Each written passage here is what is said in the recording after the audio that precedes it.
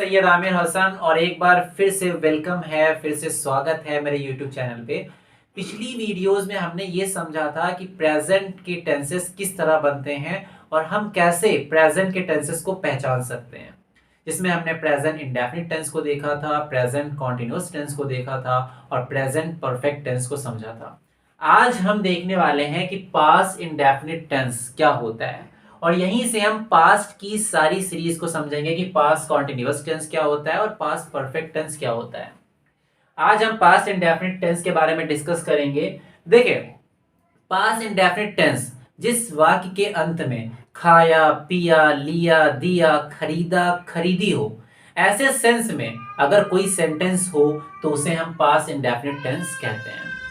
अच्छा, एक चीज आपको ध्यान रखने की है कि इनके अंत में यानी ऐसे वाक्यों के अंत में कभी भी था और थी का इस्तेमाल नहीं होता है और ऐसे ही कभी है या हूं का इस्तेमाल नहीं होता है, जिसको मैंने प्रेजेंट इंडेफिनिट या प्रेजेंट कॉन्टिन्यूअस या प्रेजेंट परफेक्ट की जब मैंने प्रेजेंट की सीरीज पढ़ाई थी वहां पर मैंने इसको एक्सप्लेन किया है कि है और हूं का इस्तेमाल कहां पर होता है। इसलिए डिस्क्रिप्शन पे जाके उस वीडियो को जरूर देखें। अच्छा, आपने कभी कभी देखा होगा कि था, थी, थे का इस्तेमाल पास्ट इंडेफिनिट में होता है, तो वो कहां पर होता है? अगर आपको उसको समझना है तो आप पूरी वीडियो को देखें। इंडेफिनिट टेंस में सबसे पहले हमें अफर्मेटिव सेंटेंस को समझना बहुत ही जरूरी है। क्यों? क्योंकि अफर्मेटिव सेंटेंस जब हम समझ लेते हैं तो हम नेगेटिव सेंटेंस और इंट्रोगेटिव सेंटेंस बना पाते हैं। अफर्मेटिव का मतलब, जैसा कि मैंने पिछली वीडियो में भी बताया था, कि जिसमें किसी काम के ना करने का सेंस ना हो, बल्कि हम ये कह रहा हूं कि पॉजिटिविटी की बात कर रहे हो। जैसे कि हम कहते हैं मोहन स्कूल गया, तो आप कहते हो मोहन वेंट टू स्कूल। जैसा कि मैंने बताया हुआ है कि इसका फॉर्मेशन जो है ऐसे सेंटेंसेस को बनाने के लिए, जिसमें गया, खरीदा, खरीदी, खाया, पिया, लिया, आमतौर पे था, थी, थे का इस्तेमाल नहीं होता है। ऐसे सेंटेंसेस को बनाने के लिए हम सब्जेक्ट के साथ वर्ब की सेकेंड फॉर्म प्लस ऑब्जेक्ट का इस्तेमाल करते हैं। जैसे मोहन स्कूल गया, मोहन वेंट टू स्कूल, यहां पे हम गो की सेकेंड फॉर्म वेंट का इस्तेमाल करते हैं। ऐसे ही अगर हमें यह सेंटेंस बनाना है कि हमने बाजार से किताब खरीदी, तो हम कहते हैं we bought the books from the market. तो ऐसे में हम बाय की सेकेंड फॉर्म बॉट का इस्तेमाल करते हैं। ऐसे ही अगर आप किसी से ये कहते हैं या मैं ये कहूं फराज ने खाना खाया, तो आप कहते हो फराज एट द फूड। यहां पर ईट की सेकेंड फॉर्म एट का इस्तेमाल हुआ है। ऐसे ही अगर आप ये कहते हैं टीचर ने उसे डांटा, टीचर स्कॉल्डेड हिम, या द टीचर, द का इस्तेमाल करेंगे आप यहाँ पे, द टीचर स्कॉल्डेड हिम। तो यहाँ पे आप देख पा रहे हो कि डांटने की जो इंग्लिश है वो स्कॉल्डेड, यानी स्कॉल्ड की सेकंड फॉर्म का इस्तेमाल हुआ है। ऐसे ही इसकी एक और इंग्लिश आती है जिसे हम चाइड कहते हैं, उसका मतलब भी डांटना होता है। तो ऐसे सेंटेंसेस को बनाने के लिए हम आमतौर पे सब्जेक्ट के साथ वर्ब की सेकंड फॉर्म और प्लस ऑब्जेक्ट को इस्तेमाल करते हैं। अब जैसा कि हमने अफर्मेटिव सेंटेंसेस को देखा था कि उनको कैसे बनाते हैं, अभी हम इसके बाद नेगेटिव सेंटेंस को देखेंगे कि ये थोड़ा सा अलग है, इसलिए इसको भी समझना बहुत ज़रूरी है। इसलिए आप वीडियो को लास्ट तक ज़रूर देखें। देखिए, नेगेटिव सेंटेंस को बनाने के लिए हम subject plus did plus not plus verb की फर्स्ट फॉर्म प्लस ऑब्जेक्ट। यहाँ पे ये बात ध्यान देने की है कि हम अफर्मेटिव सेंटेंस में वर्ब की सेकेंड फॉर्म का इस्तेमाल करते थे और किसी भी हेल्पिंग वर्ब का इस्तेमाल नहीं करते थे। जबकि जब हम निगेटिव सेंटेंस को बनाते हैं तो हम डिड का इस्तेमाल करते हैं प्लस नॉट और प्लस वर्ब की फर्स्ट फॉर्म का इस्तेमाल करते हैं। तो आपको ये चीज ध्यान रखनी है। जैसे हम एग्जाम्पल से समझते हैं, मैं ये कहता हूं मोहन ने खाना नहीं खाया, Mohan did not eat the food.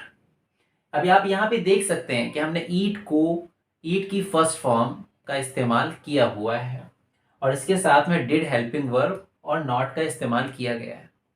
ऐसे ही मैं ये कहता हूं वो स्कूल नहीं गया, he did not go to school. आप इस सेंटेंस में भी देख सकते हैं कि हमने गो की फर्स्ट फॉर्म का इस्तेमाल किया हुआ है। ऐसे ही मैं ये कहता हूं फराज कल रात नहीं सोया, Faraz did not sleep yesterday night. आप इसमें भी देख सकते हैं कि स्लीप जो है वो उसकी स्लीप की फर्स्ट फॉर्म का इस्तेमाल किया गया है। ऐसे ही मैं ये कहता हूं आतिफ ने पढ़ाई नहीं की, आतिफ डिड नॉट स्टडी। आप यहां पे भी देख सकते हैं कि स्टडी की फर्स्ट फॉर्म का इस्तेमाल किया गया है। जब भी हम निगेटिव सेंटेंस को बनाते हैं तो हमें इस फॉर्मेशन को याद रखना है और इस चीज का खास तौर पे इस्तेमाल करना है कि हम इसमें वर्ब की फर्स्ट फॉर्म का इस्तेमाल करते हैं। अब इसके बाद इंट्रोगेटिव सेंटेंस को कैसे बनाते हैं ये भी हम समझते हैं। सबसे पहले इंट्रोगेटिव सेंटेंस, जैसा कि मैंने बताया था, इंट्रोगेट यानी पूछताछ करना। और ऐसे सेंटेंस को हम दो तरीके से बनाते हैं। एक वो सेंटेंसेस जिसमें हम सिर्फ जवाब यस या नो में देते हैं, जैसे क्या तुम वहां गए, ऐसे में आप क्या कहते हो, हाँ या नहीं। क्या तुमने खाना खाया, हाँ या नहीं। तो ऐसे सेंटेंसेस को हम कैसे बनाते हैं उसका फॉर्मेशन देखते हैं। उसका फॉर्मेशन कुछ ऐसा होता है, डिड प्लस, यानी जो हम हेल्पिंग वर्ब है उसको पहले ले आते हैं, did plus subject plus verb की फर्स्ट फॉर्म प्लस ऑब्जेक्ट। जैसे कि अगर हम एग्जांपल लें, क्या हामिद ने खाना खाया, did Hamid eat the food. क्यों? क्योंकि मैंने एक चीज ये बताई हुई है कि हम हेल्पिंग वर्ब को पहले ले आते हैं। दूसरा, ऐसे सेंटेंसेस सिर्फ उन केसेस में ही बनते हैं जिसमें हम जवाब यस या नो में ही देते हैं। अच्छा, ऐसे ही वो जवाब जिनको हम थोड़ा सा एक्सप्लेनेशन के साथ बताते हैं, ऐसे इंट्रोगेटिव सेंटेंसेस को बनाने के लिए हम उसमें WHO फैमिली का इस्तेमाल करते हैं। जैसे कोई आपसे पूछता है हामिद ने खाना क्यों खाया, ऐसे में आप एक रीजन बताते हो, ऐसे में आप एक वजह बताते हो, आप यस या नो में जवाब नहीं देते हो। ऐसे सेंटेंस को बनाने के लिए बहुत ही सिंपल है, आप सिर्फ डिड के पहले WHO फैमिली का इस्तेमाल कर लेते हैं। जैसे आप WHO family plus did plus subject plus verb की first form plus object. Example देखते हैं, हामिद ने खाना क्यों खाया, why did Hamid eat the food. आपने इसमें देखा कि हम इंट्रोगेटिव सेंटेंस को बनाने के लिए डिड को सब्जेक्ट के पहले ले आ रहे थे, और ऐसे ही जब हम ऐसे सेंटेंसेस को बनाते हैं जिसमें हमें जवाब लॉन्ग में देना पड़ता है, तो ऐसे में हम सिर्फ डिड से पहले WHO फैमिली को ले आते हैं।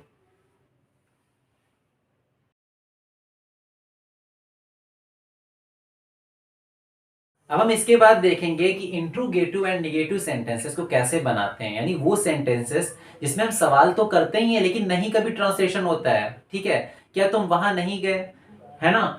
या ऐसे ही अगर हम ये कहते हैं क्या तुमने कोचिंग ज्वाइन नहीं की, ऐसे सेंटेंसेस को हम कैसे बनाते हैं इनको हम देखेंगे। देखिए, इनका फॉर्मेशन बहुत ही आसान है।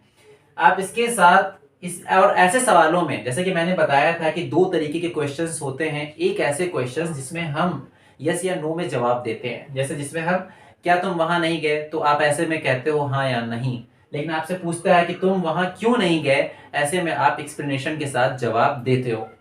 तो ऐसे सेंटेंसेस, जो पहला वाला इंट्रोगेटिव है उसे हम समझते हैं। इसका फॉर्मेशन कुछ ऐसा होता है कि did plus subject plus not plus verb की फर्स्ट फॉर्म प्लस ऑब्जेक्ट। आपको यहाँ पे ये बात ध्यान देने की है कि इंट्रोगेटिव और नेगेटिव सेंटेंस में हम नॉट का इस्तेमाल जो है सब्जेक्ट के बाद करते हैं। जैसे क्या तुमने कोचिंग ज्वाइन नहीं की, did you not join the coaching. ऐसे ही क्या तुमने उसे नहीं मारा, did you not beat him. तो ऐसे सेंटेंसेस को बनाने के लिए हमें ये फॉर्मेशन देखना होता है, जो कि बहुत ही सिंपल है, did plus subject plus not plus verb की फर्स्ट फॉर्म प्लस ऑब्जेक्ट। अच्छा, ऐसे ही वो दूसरे टाइप के जो इंट्रोगेटिव सेंटेंसेस होते हैं जिसमें हम कोई जवाब एक्सप्लेनेशन के साथ देते हैं, जैसे तुमने खाना क्यों नहीं खाया, तुमने कोचिंग क्यों नहीं ज्वाइन की, तुम वहां क्यों नहीं गए। ऐसे वाक्यों को बनाने के लिए हम सिर्फ WHO फैमिली को डिड के पहले ले आते हैं। देखते हैं, WHO family plus did plus subject plus not plus verb की फर्स्ट फॉर्म प्लस ऑब्जेक्ट। जैसे कि आप कहते हो तुमने कोचिंग क्यों नहीं ज्वाइन की, why did you not join the coaching. आप इसमें देख पा रहे हो कि पूरा सेंटेंस सेम है, इसके पहले हमने सिर्फ WHO फैमिली का वाई इस्तेमाल किया हुआ है। ऐसे ही तुमने उसे क्यों नहीं मारा, ऐसे में हम कहते हैं why did you not beat him. हम आप यहाँ पे देख सकते हो कि डिड के पहले सिर्फ WHO फैमिली का इस्तेमाल किया गया है, अदरवाइज आपका सेंटेंस सेम है। तो आपको ये बात ध्यान रखनी है कि नॉट का इस्तेमाल सब्जेक्ट के जस्ट बाद होता है और वर्ब की फर्स्ट फॉर्म, जैसा कि सिर्फ वर्ब की सेकंड फॉर्म जो है वो आपके अफर्मेटिव सेंटेंस में ही इस्तेमाल होती है। उसके अलावा पास्ट इंडेफिनिट टेंस में हम वर्ब की फर्स्ट फॉर्म का इस्तेमाल ही करते हैं। सिर्फ अफर्मेटिव सेंटेंस में हम सेकंड फॉर्म का इस्तेमाल करते हैं। ये बात आपको अच्छे से ध्यान रखनी चाहिए। उम्मीद करता हूं कि आपको ये वीडियो पसंद आई होगी। अगर आपको ये वीडियो पसंद आई है तो सब्सक्राइब करें, लाइक करें, शेयर करें और ज़रूर फीडबैक दें। और कमेंट सेक्शन पे जाकर आपने अगर पिछली वीडियोस नहीं देखी हैं तो उन वीडियोस को ज़रूर देखें। Thanks for watching.